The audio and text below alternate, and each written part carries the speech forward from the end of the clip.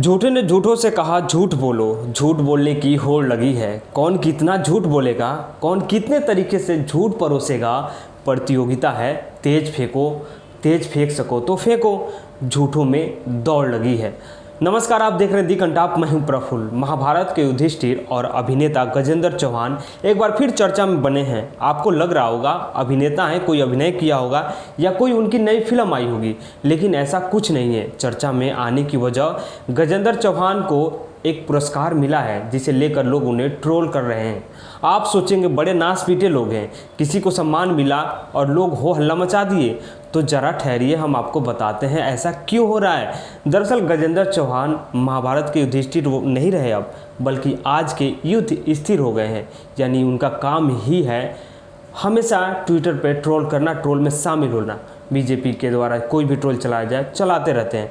युधिष्ठिर को धर्मराज कहा जाता था, वो झूठ नहीं बोलते थे, लेकिन आज के युधिष्ठिर झूठ को सरमाया कर दिया है। गजेंद्र चौहान आजकल ट्विटर ट्रेंड में बढ़ चढ़ कर हिस्सा लेते हैं। ट्विटर पर कोई उल जुलूल ट्रेंड हो और गजेंद्र चौहान का ट्वीट ना हो, कतई नहीं होगा। लेकिन चौहान अपने ही ट्वीट पर ट्रोल हो गए। आज गजेंद्र चौहान ने ट्वीट कर लिखा, मुझे फिल्म उद्योग में मेरे काम के लिए आज मुंबई में लीजेंड दादा साहब फाल्के पुरस्कार अवार्ड 2021 दिया गया है। मेरे शुभचिंतकों का शुक्रिया।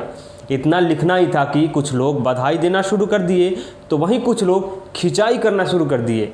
चौहान पहली बार ट्रोल नहीं हुए, बल्कि इससे पहले भी इनका विरोध हुआ है। मोदी सरकार ने पुणे स्थित भारतीय फिल्म और टेलीविज़न संस्थान का चेयरमैन बनाया था। छात्रों ने इनका जम के विरोध किया था। आज फिर चौहान साहब फर्जीवाड़ा का शिकार हो गए। उन्होंने सोचा एक्टिंग है, थोड़ा एक्टर है ही है, एक्टिंग कर लेते हैं। लेकिन चौहान को जो पुरस्कार मिला उसका नाम दादा साहब फाल्के प्रतिष्ठित पुरस्कार से मिलता जुलता है। इसे लेकर लोग ट्वीट पर ट्रोल करने लगे, सवाल उठाने लगे। फिल्मकार राकेश शर्मा भी शामिल हैं। यह भारत के राष्ट्रपति द्वारा भारतीय सिनेमा के दिग्गजों को दिया जाने वाला प्रतिष्ठित राष्ट्रीय पुरस्कार नहीं है। इसी तरह के सम्मान नाम Dada Saheb Phalke film foundation awards, Dada Saheb Phalke excellent award भरम पैदा करते हैं। कोल्हापुर ऑस्कर सोसाइटी से पुरस्कार किसी को ऑस्कर विजेता नहीं बनाता है। लेकिन चौहान को इस बात को कौन समझाए, झूठ पे पर्दा हर जगह नहीं डाला जा सकता है। वो वहीं बच्चों वाली बात हुई ना, दिल को तसल्ली देने के लिए मिट्टी का घर बनाकर महल समझ लेते हैं। शायद चौहान ने सोचा होगा आजकल भेड़ों की भीड़ चल रही है, अपना भी हाँक दो, और उस भीड़ में हाँक देंगे तो चल भी जाएगा। लेकिन पर्दा उठ गया, और वो झूठ भी कितना देर तक सच साबित होता, ये भी तो गजेंद्र चौहान को सोचनी चाहिए थी। लेकिन लोगों ने गजेंद्र चौहान की चापलूसी पर कटाक्ष करने लगे। इस बात पर चमन श्रीवास्तव लिखते हैं, अवार्ड मिल गया ना, थोड़ा और मन लगाकर मेहनत करते या करिए, केंद्रीय कैबिनेट में भी जगह मिल सकती है। सहदेव प्रसाद लिखते हैं, पर इस नाम का कोई अवार्ड है ही भी नहीं है। दादा साहब फाल्के पुरस्कार तो सुना था, ये लीजेंड लगाकर कहीं कॉटलर अवार्ड की तरह घपला घोटाला तो नहीं है।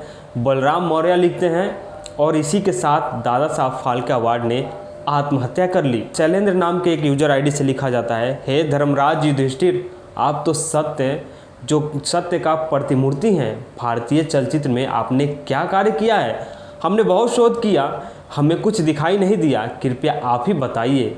सोमवीर सोरेन लिखते हैं, मैं प्रभु श्री राम जी से एक ही अपील है कि हमारे बहादुर भाई का नाम सम्मान में ऐसे ही बना रहे।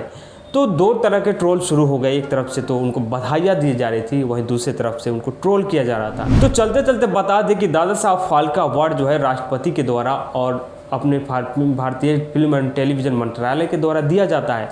जो ये दादा साहब फाल्के अवार्ड अलग है, और ये लीजेंड दादा साहब फाल्के अवार्ड से जो सम्मानित किया गया है, वो इस तरह का कोई अवार्ड गजेंद्र चौहान को नहीं दिया गया है। लेकिन वो ट्विटर पे लगातार फ़ोटो शेयर कर रहे थे उस अवार्ड के साथ। उन्होंने प्रतिक्रिया भी दी बाद में, ट्वीट कर कहा कि भ्रम फैलाने से पहले मेरी लिखी हुई बातों को सही से पढ़ ले।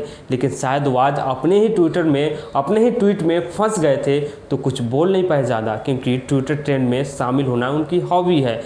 तो खैर, हमारी वीडियो अगर अच्छी लगे तो लाइक कीजिएगा, शेयर कीजिएगा, सब्सक्राइब कीजिएगा, और हाँ, बेल आइकन दबाइएगा ज़रूर।